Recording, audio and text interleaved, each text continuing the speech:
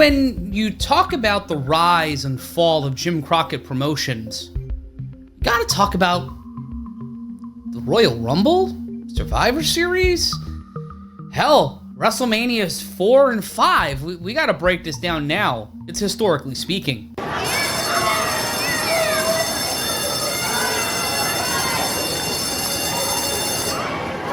When you use the phrase the Big Four to someone of a certain age, they kind of get a idealistic, almost childlike glint in their eyes, as if they're thinking back to a time when they weren't jaded and Saturday mornings with Todd Pettengill roaming free were somewhat idyllic. Those of you born after 1993, the Big Four were SummerSlam, WrestleMania, the Survivor Series, and Royal Rumble.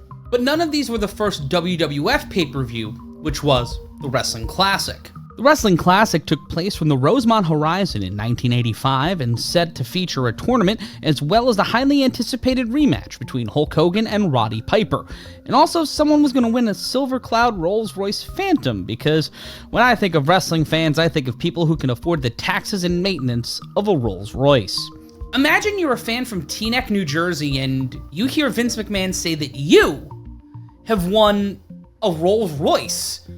You'd either run out to sell it because the taxes will kill you, or you're thinking, maybe I could be a DILF. Maybe I could pick up Charlene on bowling that. I don't know. It's Teaneck in 85. Anything can happen. It was pre-Bon Jovi. This whole thing was a part of a new WWF pay-per-view package called WrestleVision. The sad thing is that WrestleVision went the way of the dodo after just one show, because it kind of looked like an in-your-house format if you had WrestleMania bundled with the package. And while WrestleMania 2 would end up on somewhat of a normal traditional pay-per-view, it wouldn't be till WrestleMania 3 in 1987, hold on, yes, this is totally my producers and not me disassociating. Yep, I can no longer call it a pay-per-view, I have to call it a premium live event, and if I don't, I will be defenestrated and insanguinated.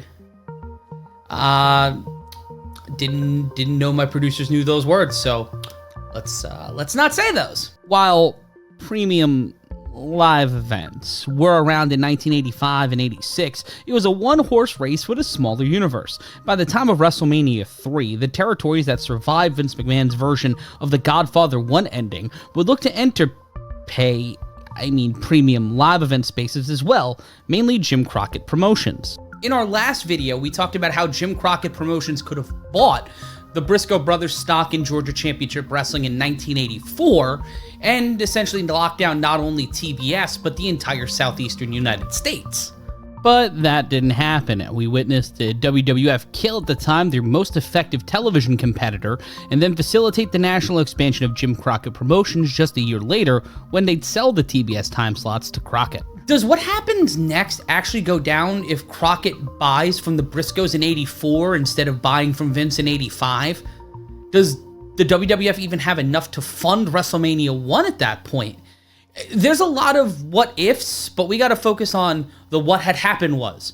So let's keep focusing on what went down instead of what could have been. And that's the interesting thing about, all of these questions is Crockett had closed circuit experience the same way the WWF and the AWA did. Closed circuit technology in pro wrestling run nearly hand in hand, with tests of the technology being done as early as 1937, when, according to the late author and historian J. Michael Kenyon, NWA co-founder Orville Brown would wrestle for fans both inside Madison Square Garden in New York City, but for fans in the venue watching on 4-inch monitors that were running too hot to operate well. In 1951, promoter Mike Jacobs would bring closed-circuit technology to the masses for a Joe Louis fight inside Madison Square Garden. But prior to that, in April of 1946, Jacobs would travel up to Schenectady, New York, at the behest of GE officials, alongside General John Reed Kilpatrick, Madison Square Garden president and garden directors Stanton Griffiths and Bernard Gimble, to witness the first ever pro wrestling event to be closed-circuited, as they were taken to the Civic Playhouse in Schenectady, where there was a 12 by 15-foot big screen. GE would then put on a wrestling match inside their television station, WRGB, and send the picture via closed circuit to the Playhouse. The first actual closed circuit broadcast took place on July 30th, 1971 in the Los Angeles territory operated by Mike LaBelle in a Roman gladiator death match. As the man who blinded Freddie Blassie, John Tolos, would square off against Don Carson to regain his championship inside a jam-packed Olympic auditorium, the demand to see Carson whoop Tolos' ass all around the Olympic necessitated the first-ever closed-circuit broadcast. With the Warrens and Orpheum Theater drawing an additional 4,120 fans, 2,340 at the Orpheum and 1,780 at the Warrens, reportedly over 10,000 fans were turned away from the Olympic as well, according to information provided by SoulCal Uncensored. So while the WWF weren't the first adopters of closed-circuit technology, they certainly were with pay-per-view technology in the Wrestling Classic. They had the entire market to themselves up until 1987, when Jim Crockett Promotions would think, oh, why don't we do pay-per-view with our biggest show of the year and Starrcade? Starting in 1983 as a way to anoint Ric Flair as the top name across the NWA and as their world champion, Jim Crockett Promotions' event from the Greensboro Coliseum would quickly become an annual attraction on Thanksgiving night. Heading into 1987, Flair would be main eventing his fifth Starrcade in as many years, this time coming in as the challenger, which was not the case in 3 of the last 4 events.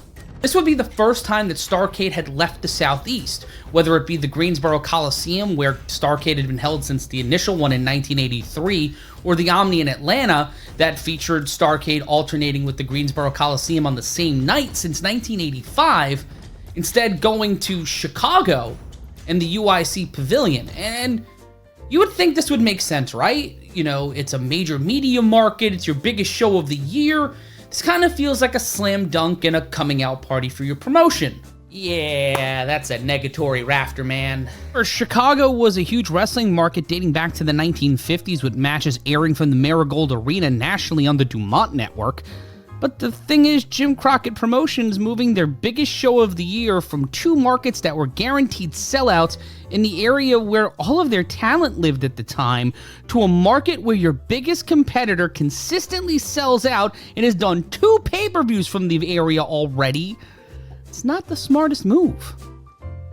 1987 was a growth year for Jim Crockett Promotions because not only would they run shows outside of their traditional markets and the markets they got from GCW, but also buy Bill Watts' UWF, among other promotions throughout the United States, to create the Wrestling Network. Now, this purchase of UWF gave them their syndication network and also WPIX in New York, a competing superstation to Ted Turner's TBS. Turner was pissed about it, but also you're adding for 1 booker, 2 crews, 2 sets of titles, and a world full of egos. You know, thinking about that in modern allegories makes me want to kind of move on from this topic, so we're going to do that right now. Vince McMahon has found out his biggest competitor is running on pay-per-view. So Vince McMahon, A, sent them a ham, B, decided to run against them on Thanksgiving night, or C, completely try to tank them and tell every cable operator that if you run Starrcade, I will not give you WrestleMania 4. You have 15 seconds.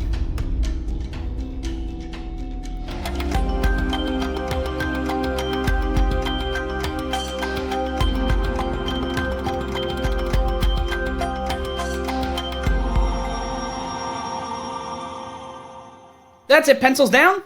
And if you guessed B and C, you're a lucky winner of a brand new 1988 Toyota Tercel. Hold on, I'm just being told I cannot give out any Toyota Tercels. That it is not 1988, so they would not be brand new anyway. And that this is me overcompensating for the fact that no one loves me. Cool. The WWF responded with not only the creation of the Survivor Series, where teams of 5 would strive to survive, but threatened every cable operator they worked with that if they were attempting to carry both the Survivor Series and Starrcade, they would be barred from carrying WrestleMania 4. To sweeten the pot, the WWF booked Hogan and Andre in their first in-ring meeting since WrestleMania 3. Now with any potential profit margin completely worn down to a nub by the WWF. On top of that, the biggest star in wrestling is facing his biggest rival for the first time since the biggest match in wrestling history. And on top of that, you're adrift in a new market in a smaller building. Jim Crockett Promotions was f***ed off of Jump Street. And to combat against all of that, they had Ric Flair and Ronnie Garvin. Garvin walking into Starrcade 87 was the NWA's idea of a real world champion because he was a legit badass. He was known from wrestlers and fans alike to be a legit badass and was a top guy in Georgia in 1984 and in other territories before that, but he wasn't the same stature as a Hulk Hogan, even though they were using him to juxtapose against Hogan. It wasn't really working.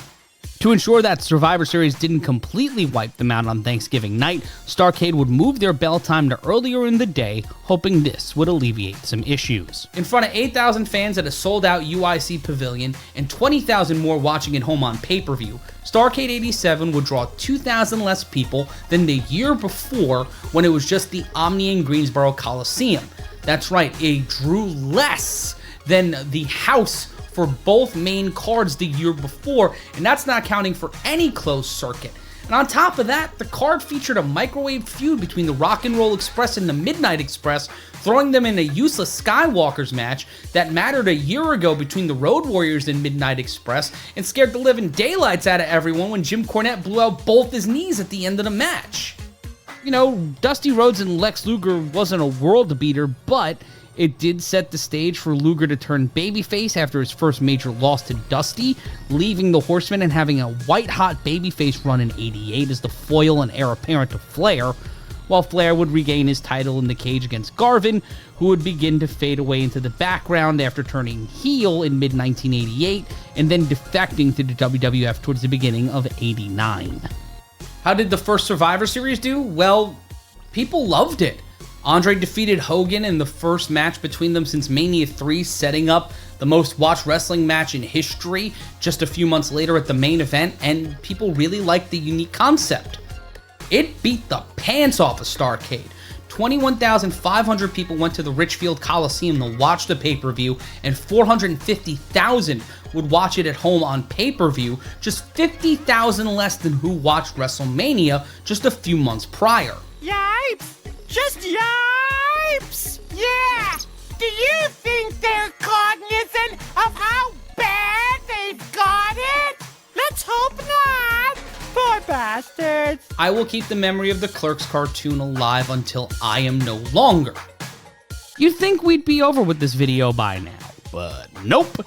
Crocket would double down at the start of 1988 as they'd bring the annual Bunkhouse Stampede finale to the Nassau Coliseum, where they had just had a great house show the night before Starrcade 87. Now this makes sense, it's a major market, you have strong penetration through WPIX and TBS, but this is literally Vince McMahon's backyard, like he can see Long Island across the Sound from his house in Connecticut. In came the USA Network, who McMahon had been airing cards on since the early 1980s and then became the primary cable home in 1983 after the prior weekly wrestling show on the channel, Southwest Wrestling, would go out of business for either not paying their weekly bills or someone dumping horse shit all over Scott Casey. McMahon would use his relationship with the network to subvert Crockett in his second entree into pay-per-view with the first ever Royal Rumble. While the Royal Rumble would be a huge network special featuring a unique match concept and Andre and Hogan signing a contract for the biggest match in the history of television just a few weeks after that. Feels like that's a recurring theme. The Bunkhouse Stampede would feature the finals of the Bunkhouse Stampede, which was a series of battle royals inside a steel cage. Yeah, which saw the final two competitors being Dusty Rhodes, the inventor of the Bunkhouse Stampede, and the Barbarian? I love me some Barbarian, but why is one half of the team feuding with the Road Warriors in a match with Dusty Rhodes in the main event of a pay-per-view when Arn Anderson and Tully Blanchard are in the fucking match? Like, the NWA World Tag Team Champions are booked, but they're not even defending, and Dusty wins this fakakta match for the 4th straight year. Only 6,000 people would attend the Bunkhouse Stampede inside Nassau Coliseum, 5,500 less than who saw War Games and the Road Warriors against Ric Flair and Lex Luger the night before Starrcade. First thing, how do you run that fucking card the day before Starrcade? Second thing, how do you run this 5-match card? And 4 of it are on pay-per-view. Like, the dark match was Sting and Jimmy Garvin against the Sheep Herders. You had Nikita Koloff going to a time limit draw with Bobby Eaton, Larry Zbyszko facing Barry Windham in the only actual match with a feud on this show, and Road Warrior Hawk, of all people, facing Ric Flair for the NWA Championship. It's hard. It's hard as, like, if I got completely tanked, use WR and just put all the names in a fucking hat. Despite that, it got 250,000 buys, showcasing that Jim Crockett Promotions fans were still down with the shits, despite this card feeling like Dusty wrote it on the back of a bar napkin, and the Royal Rumble was really no prized pig either. Like, Steamboat and Rude, that makes sense. Jumping Bomb Angels and the Glamour Girls, awesome match, continuing that feud in front of a national audience. And then the Royal Rumble's the co-main event? Like, it's only 20 guys, but it makes sense for the namesake match to be the main, but no, it's the Young Stallions. It's Jim Powers and Paul Roma against the Islanders in a 2 out of 3 falls match that the babyfaces jobbed to in 2 straight falls. It's got an 8.2 rating. The most watched pro wrestling event on cable history. This Paul Roma and Haku. Haku's in the most watched paid television wrestling special ever, and Hogan's just signing a fucking contract.